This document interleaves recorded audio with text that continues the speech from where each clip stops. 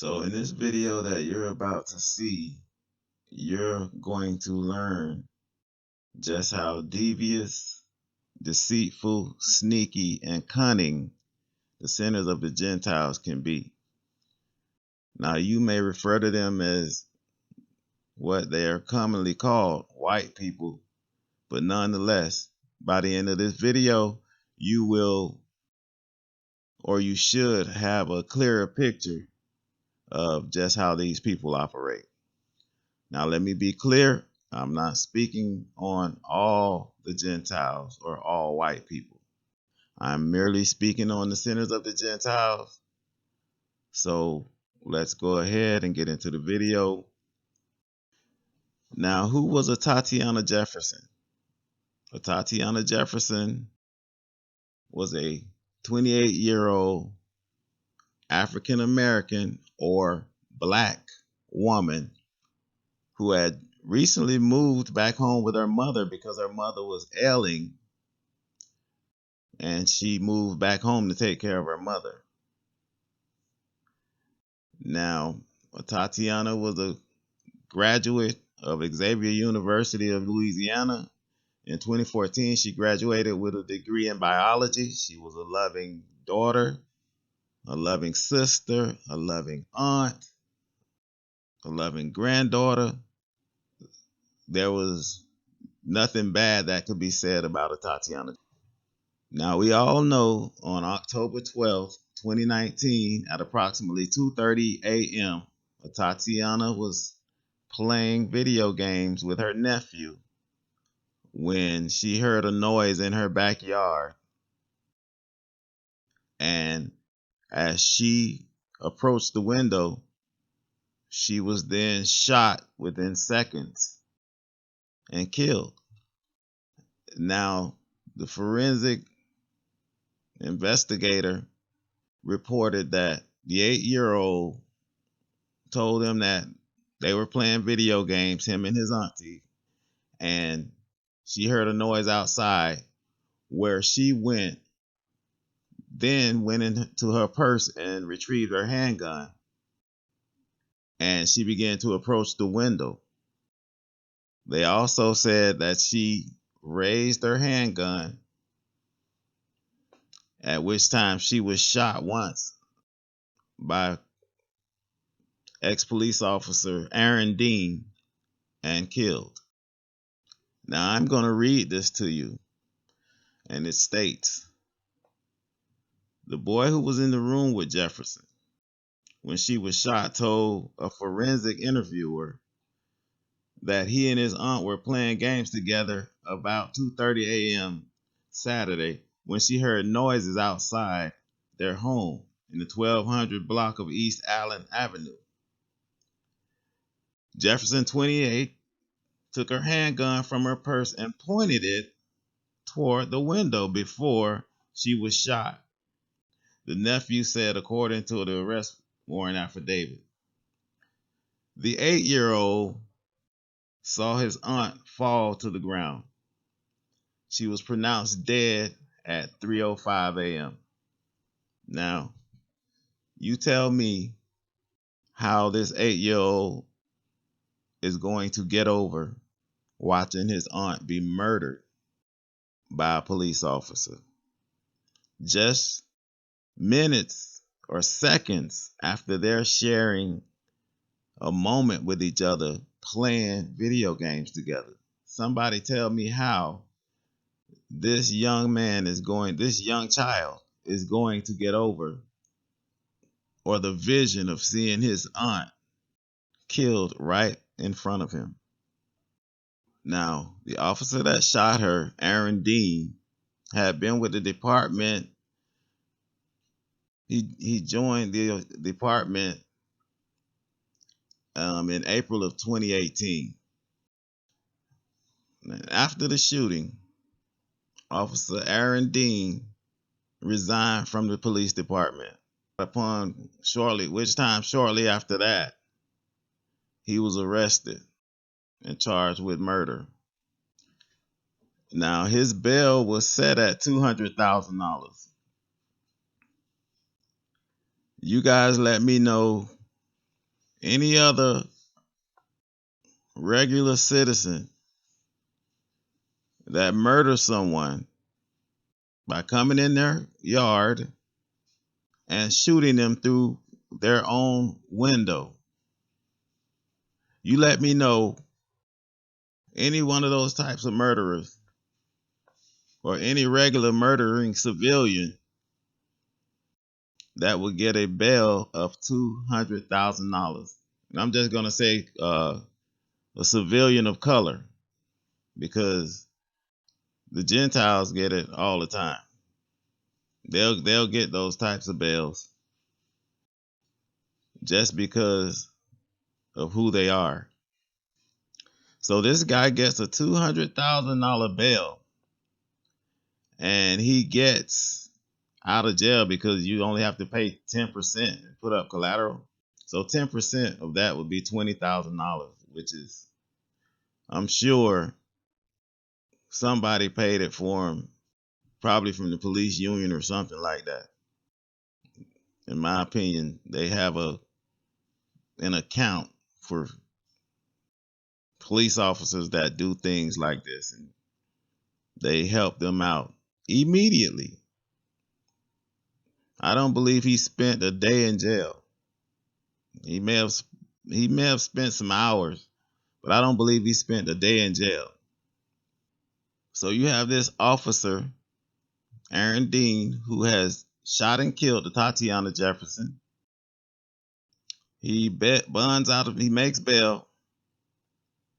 He bonds out of jail and is not cooperating with authorities. Let me read this to you.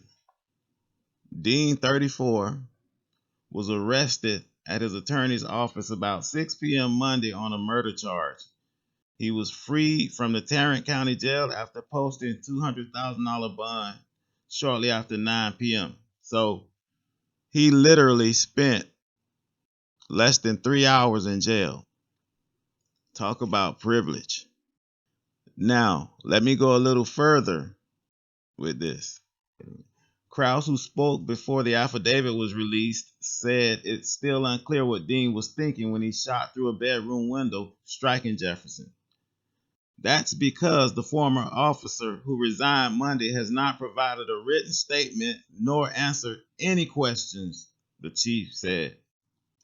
Krause had been prepared to fire the officer Monday morning, but Dean quit before he could. Now, this guy has killed someone, and it seems to me that he has the attitude of, how dare you put me in jail for killing this black woman? I'm not answering any questions. I'm not helping you guys out with any part of this investigation. Do your job. You want me? Do your job. No remorse. Didn't even provide any type of statement, no written statement, nothing. Now, how do you like that? But let's move on. Now, I'm going to play a short clip for you of the family attorney, Lee Merritt, where he makes certain statements about the Fort Worth Police Department and Aaron Dean. But before I do, I'm going to read something to you that he stated about the Fort Worth Police Department as well. So let me get to that right now. Merritt accused the Fort Worth Police Department of providing a defense for Dean by writing that Jefferson had pointed a gun at the window before Dean fired. Suddenly, they're building the defense in the arrest warrant itself for the officer, alleging that Tatiana pointed a weapon out of the window, the lawyer said. The warrant doesn't say that Dean told police he saw a weapon, but it does say his partner could only see Jefferson's face in the window before Dean opened fire. So you see how they're operating? You see what they're trying to do? They're trying to establish a way of getting this man off of this murder charge. Now, that's just my opinion, but again, use your critical thinking to see and understand what's going on here. Now, I'm going to play this clip by the attorney and the family members of Miss Tatiana Jefferson. They're trying to make a case for what we hear far too often, that this officer perceived a threat and reacted according to his training. They violated their training over and over again. They interestingly enough cut off the video immediately after the shot. I would love to hear the rest of the conversation from the other officers, because this was completely uncalled for, and there probably was one officer there with some common sense that chastised this rookie who had no business as a part of SRT team, an elite unit in the first place. So you have been trained. You know better, so you have to answer for it. Not in your command, not in your department. Someone comes in, investigates the whole incident. Fort Worth PD cannot investigate themselves. U.S. Navy is allowed to do it. They should not be allowed. This man murdered someone. He should be arrested. It seems like they do more of trying to serve and protect their own. So what we're looking for is for this officer not only to be fired, but we're demanding that this officer be charged as well, like the criminal that he is. It's a sad commentary in this day and age that someone could be sitting in their home playing a video game with a family member and not be safe. That when someone calls the police for a wellness check, that instead of them checking on how well she is, days later we're here talking about the fact that an officer took her life. Any sibling will be proud to call her a sister. Any employer will be proud to call her an employee. Any neighborhood would be proud to have her as a neighbor. And any city would be proud to have her as a citizen. And yet, in the early mornings of October 11, 2019, she was simply going on along with her life, living a law-abiding citizen's peaceful life, and she was killed by a reckless act of a Fort Worth police officer. Now, as the attorney stated, what happened to the rest of the body cam footage? Certainly the video didn't end right there with her being shot and then the camera just conveniently, the video just ends. No. See that now that only leaves room for speculation because they're not being transparent. Let me explain to you further how these people are operating. There is something more on that camera that they probably cannot show the public. It's probably something unethical. It's probably words stated and statements made that were totally unethical and egregious. So they had to cut the video of that camera footage short right then and there. Now, all the citizens of this country can do is speculate as to what occurred next. And also, as the attorney stated, the officer had no business being on an SRT SWAT team at such an early stage in his career. And that point was made by his actions. As Tatiana Jefferson is no longer with us due to his police training or lack thereof. But as we know, they're taught and trained to kill. He could have easily knocked on the door and announced, Fort Worth PD, can someone come to the door, please? And Tatiana Jefferson would still be here with us had he simply done the most common sense thing that anyone would do. But as I stated before, they're trained to kill. The silhouettes they use are silhouettes of color. They're not trained to kill white people. That's why they're so quick to pull the trigger when it comes to our people, my people. But let's continue on with the video. Now, as far as the neighbor that called the police to do the welfare check on Tatiana's home, I know there's going to be many different opinions on whether or not he should have or shouldn't have called the police in the first place, on whether he should have just went over there himself and checked on the people. But here's my thing. You never call the police. I'm speaking to my people. You never call the police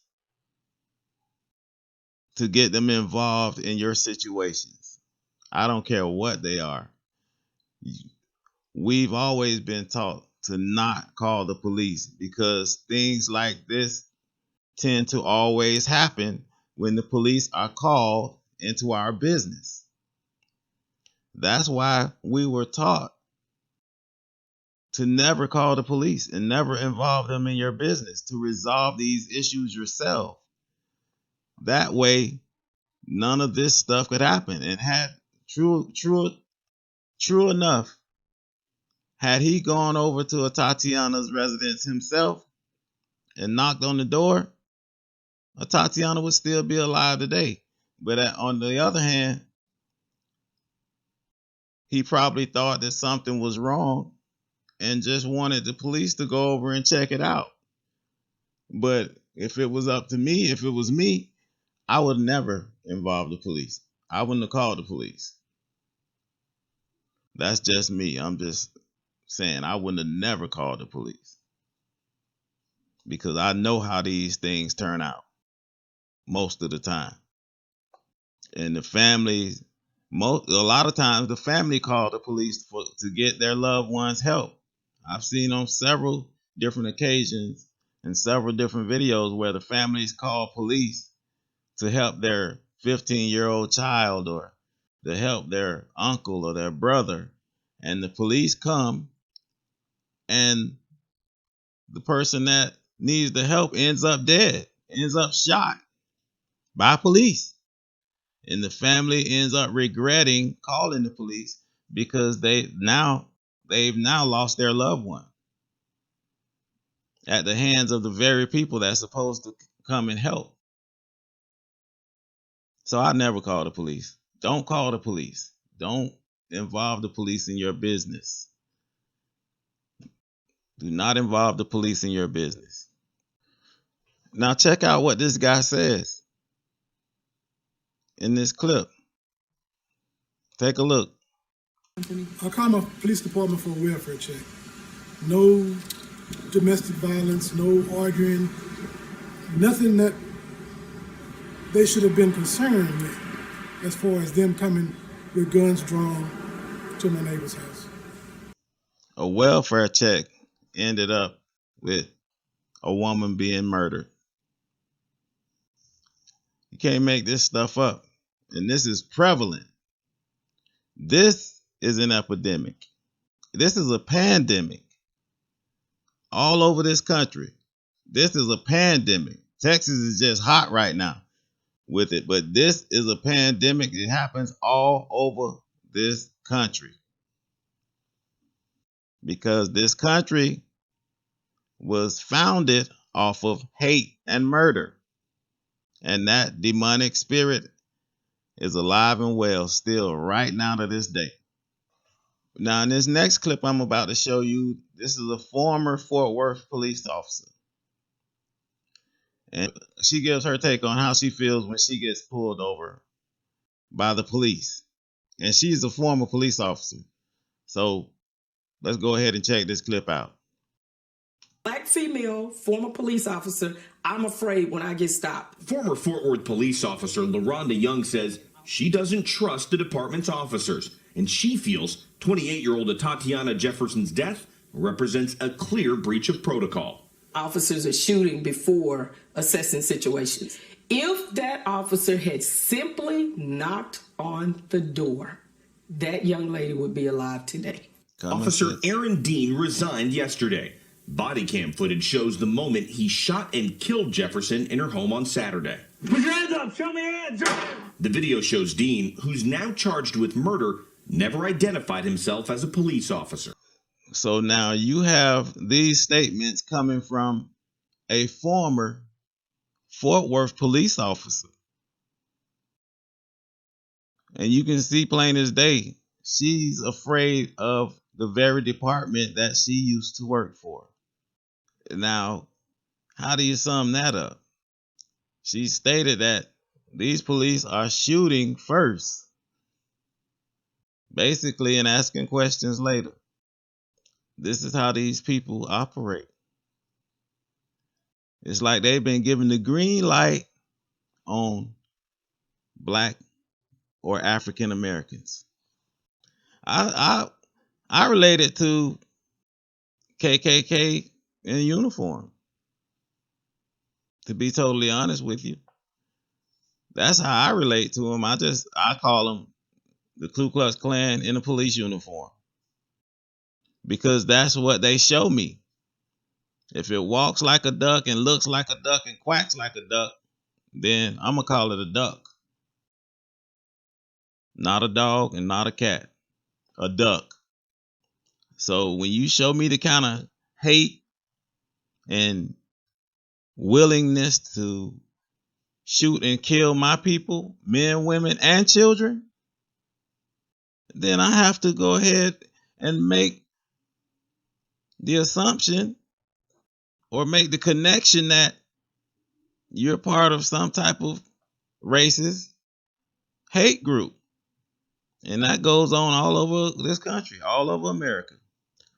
But let's go ahead and continue. Now I'm going to show you how they answer certain questions and word certain sentences and statements to give this guy clues or hints or whatever you want to call them on how to prepare his defense for this case. In my opinion, they're literally laying out the roadmap for him to be able to defend himself and get away with murdering this innocent woman. Check out this question and check out his answer. But first, check out this statement that he made also, because he made a statement saying that she has every right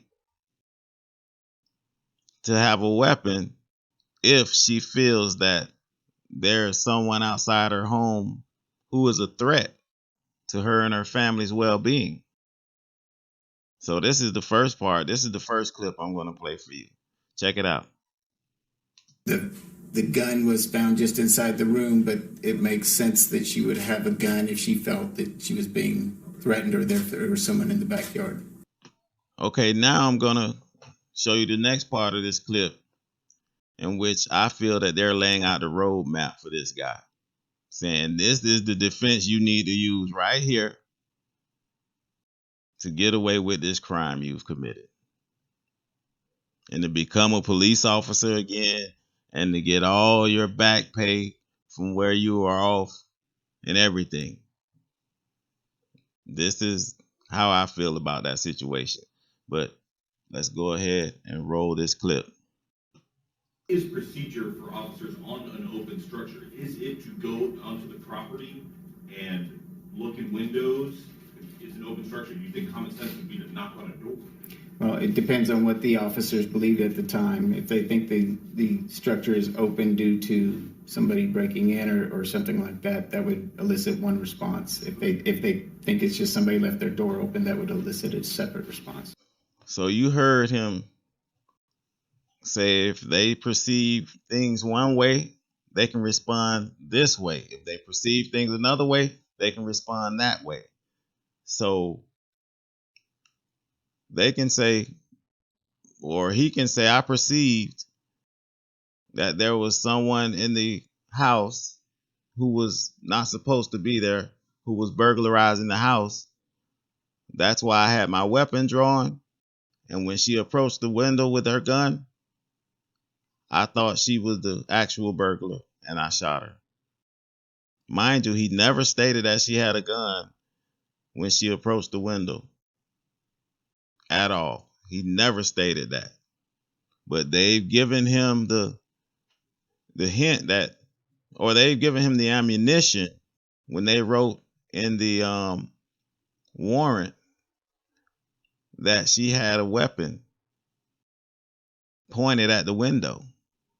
That was the nugget they were giving him right there to let him know this is what you need to use, in my opinion. This is also another clip where they've, in my opinion, helped him with his case by what the chief is stating right here and based on whatever the 911 operator dispatched over the radio. Check it out. On why, if they were responding to a welfare check, why did they park around the corner from the house? And also, why did they not ring the doorbell and knock on the door? Yes. So they believe they were responding to an open structure call and not just a welfare check. Chief, my question to that, because you said that yesterday, who determined, this neighbor called and said the door's open, obviously, who determined, okay, this is an open structure call versus a welfare check? Because as you said yesterday, those are two different types of responses by the officer. Who determined that? So the information came from the neighbor to the call takers, and then while it was relayed to the dispatch, it was determined to be an open structure call. So that the dispatcher? I don't know I can't tell you specifically if it was a dispatcher, but that's something we're looking into. So there you have it. They're preparing him to prepare for his defense. Now here's the thing. The powers that be have dehumanized society to such a degree that murder is just another everyday average thing that happens.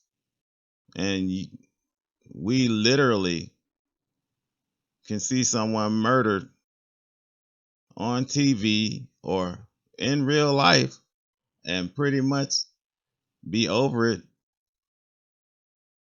within days. It's almost just as easy as breathing. That's how much they've dehumanized society to these horrendous acts. Now you can see the way they've pretty much laid out his defense for him. And you can see the privilege he's receiving. A $200,000 bail. $20,000 you out of jail. He's out of jail within 3 hours. Not even 3 hours. And then they wonder why we talk about white privilege so much, white supremacy so much. When we see things like white men from Stanford University who rape an unconscious woman, and just because he was on the swim team and the judge is on the swim team, the judge says that him going to jail wouldn't benefit him in any way. It's too dangerous for him to go to jail. When he's raped an unconscious woman, or when an Ethan Couch kills 4 people because he was drunk driving, and just because he was a 16-year-old and his parents had money, they came up with this elaborate defense that he suffered from affluenza, which meant that he had no knowledge of good or bad because he always had money and he was never taught the responsibilities of his take responsibilities for your actions. So he kills 4 people and injures 9 more. some severely, paralyzed, vegetative state, and he walks out of the courtroom initially with probation. I can't make this up, but you would throw the book at a person of color for having a joint on him, let alone if he murdered somebody or raped somebody. Just having a joint. If he raped somebody, he would literally be thrown under the jail for decades. But then again, you have someone like an Amber Geiger who walks into someone else's home, kills them as they sat on their sofa eating ice cream, and gets 10 years in prison for it. I wonder if the roles were reversed, would Botham have gotten 10 years for killing Amber Geiger? But I'm going to go ahead and end the video right here. Guys, like, share, and subscribe. Comment down below. Hit the bell for the notifications. And I'll see you guys in the next video. But you're not black. Remember, we only kill black people. Yeah, we only kill black people, right? All the videos you've seen, have you seen any white people get killed?